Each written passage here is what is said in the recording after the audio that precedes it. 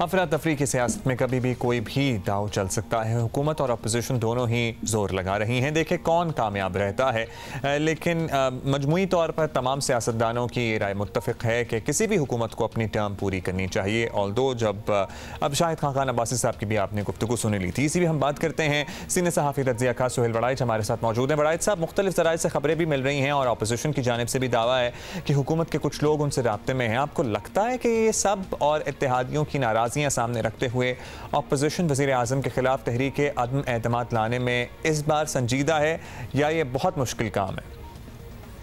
हो सकता है अपोजिशन जो है वो संजीदा हो, लेकिन एक सिटिंग गवर्नमेंट के खिलाफ तहरीक अदम एतमाद लाना तकरीबन नामुमकिन है। हमारी पूरी तारीख़ में कौमी असम्बली में कई बार तहरीक अदम एतमाद आई है, लेकिन हर बार नाकाम हुई है। हाँ, सिर्फ 2-3 दफ़ा सूबाई असम्बलियों में ज़रूर तहरीक अदम एतमाद कामयाब हुई है, लेकिन उसकी भी वजूहात सिर्फ अरकान की नाराज़गी नहीं थी, बल्कि ओवरऑल जो सेटअप था वो चेंज हो चुका था, जिसकी वजह से तहरीक अदम एतमाद जो है वो कामयाब हुई।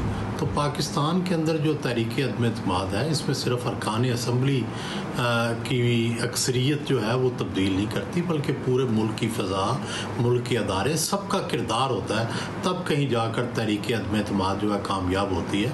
और मसलन मोहतरमा बेनज़ीर भुट्टो के ख़िलाफ़ तहरीक अदम एतमाद हुई, वो कामयाब नहीं हो सकी थी, हालांकि उस वक्त जो सारी अपोजिशन भी इकट्ठी थी और कई जगह से उसे सपोर्ट भी थी, लेकिन हुकूमत भी इतनी तगड़ी होती है कि वो भी उसे नाकाम बना लेती है। अच्छा बड़ाइच साहब, अब से चंद हफ्ते बाद मौजूदा पार्लियामान का तीसरा साल शुरू हो जाएगा। पहले 2 साल सियासी तौर पर बड़े एक्टिव रहे हैं। क्या अगला पार्लियामानी साल इससे ज़्यादा हंगामा खेज बनता आपको नज़र आ रहा है, या लगता है कि हुकूमत पुरएतमाद अंदाज में आगे बढ़ती रहेगी?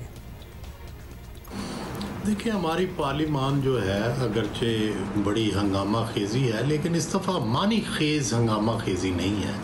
हमने इस दफ़ा कोई बहुत अच्छी तकरीरें नहीं सुनी, हमने इस दफ़ा बहुत अच्छी कोई डिबेट्स जो कॉन्स्टिट्यूशनल मैटर्स पे है या लीगल इश्यूज़ पे है वो नहीं देखी।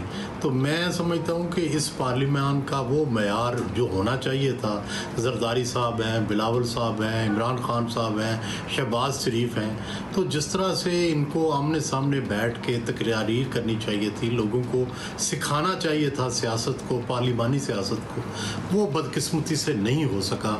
एक तकरीर करता है तो दूसरा वॉकआउट कर जाता है या बैठा नहीं होता।